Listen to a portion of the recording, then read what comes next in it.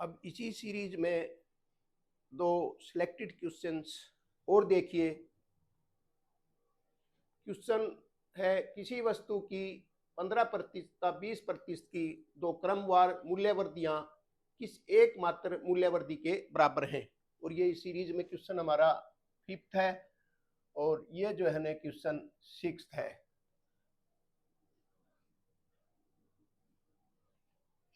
अब ये देखिए, किसी वस्तु की 15% 20% की दो क्रमवार मूल्यवर्धियां किस एकमात्र मूल्यवर्धी के बराबर हैं। जब सीधा ऐसा क्वेश्चन हो तो हमें उसका जो मूल्य है वो शुरू का वो 100 रुपये ही मानना है।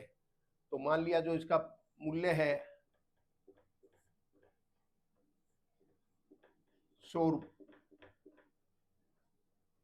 और अब इसमें दो वर्दियां की गई हैं। बड़ा आसानी से सीधा एक बार में भी क्वेश्चन हो सकता है। पहली दी गई है 15% की, तो 100 में ये हम इसका 15% और जोड़ देंगे। 15% की दी गई है, प्लस में आएगा ये, तो ये 115 रुपये हो गया 100 रुपये के पीछे। और इस 115 रुपये के पीछे आगे जो वर्दी दी गई है वो कितने की है, प्लस 20%। तो ये 115 का 20% निकालेंगे तो ये 20% होता है 5वां हिस्सा। शुरू में ही हमने आपको ये बताया था जो 20% है वो इज इक्वल टू 1/5, 1/5। तो इसका 5 से भाग कर दो, वो इसका 20% आ जाएगा 115 का, तो वो आ गया फिर हमारा 23। तो यहाँ हम प्लस में ये 23 और जोड़ देंगे। और यहाँ हमने कितने जोड़े थे, सीधे 15% था तो 15 और ये बराबर 115।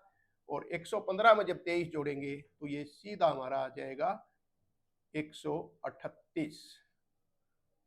138। तो इस तरीके से हमें सवाल निकालने हैं और ये दोनों मूल्यवर्धियां मिलके 38% के बराबर आ गए। तो अब 138 हो गया बढ़ के, तो इसका मतलब वृद्धि, अकेली वृद्धि कितनी हुई, अकेली देना हो इसको, अकेली वृद्धि यहाँ ग्रोथ है, तो ये हो जाएगा 138 और माइनस में 100 बराबर है 38। तो 38 हमारा ये जो है ना आंसर आता है डी में, तो इसलिए इसको डी को टिक कर देंगे 38%।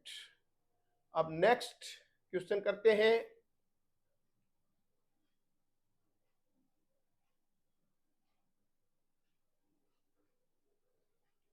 ₹3036 की राशि को ए, बी तथा सी में बांटा जाता है, ए, बी, सी में, जिसमें ए बी से 20% अधिक और बी सी से 20% कम प्राप्त करता है।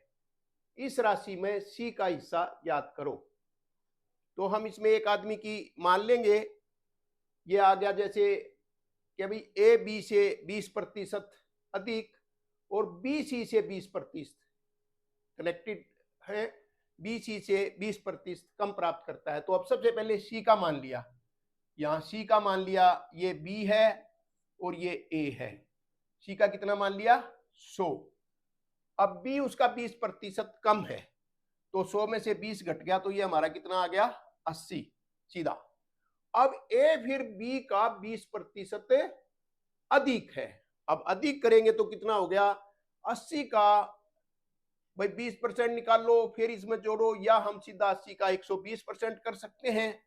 तो 80 गुणा 120 और बटे 100, ये सीधा आ जाएगा 12×8 = 96। ये इसकी वैल्यू हमारी 96 आ गई। वैसे भी इसका 20% निकाल के इसमें ऐड कर लेते, 80 का 20%, 5वां हिस्सा 16 और यहाँ 96 आ गया। अब इसको थोड़ा सा और सिंप्लीफाई कर लो, काट लो इसको। तो काटने से क्या आएगा, 4 से कट जाएगा, 4 से ये हमारा 24 पे कट गया, ये 4 से ये 20 पे कट गया और ये 4 से 25 पे कट गया। ये इनकी रेशो आ गई 24, 20, 25। अब इस रेशो के हिसाब से इसका जोड़ कर लो तीनों का, वो जोड़ हो गया 24, 20, 44 और 25, 69 हो गया 69। यानी अगर कुल 69 है तो सी का हिस्सा हमें ज्ञात करना है। तो 69 में से कितने मिल रहे हैं इसको, 25।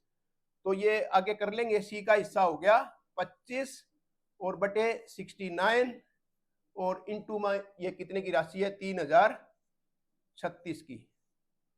तो 3036 ये 3 से कट जाएगा, पहले एक बार 3 से काट लो, 3 से 3 ये 3 दूनी 6, 23 पे कट जाता है, और 3 से 1 0 1 और ये 2।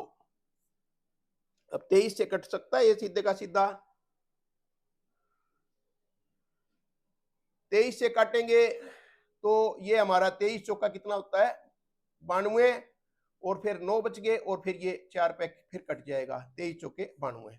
अब 44 को 25 से गुणा कर दो, 44 को 25 से गुणा करेंगे तो वो हमने पहले बता भी था कि इसको 4 से गुणा कर दो, उसको 4 से भाग कर दो, तो आंसर हमारा सीधा हो जाएगा। 4 से भाग करने से ये 11 हो गया और ये 100 हो गया, तो सीधा इसकी गुणा करेंगे तो 1100 आ जाएगा।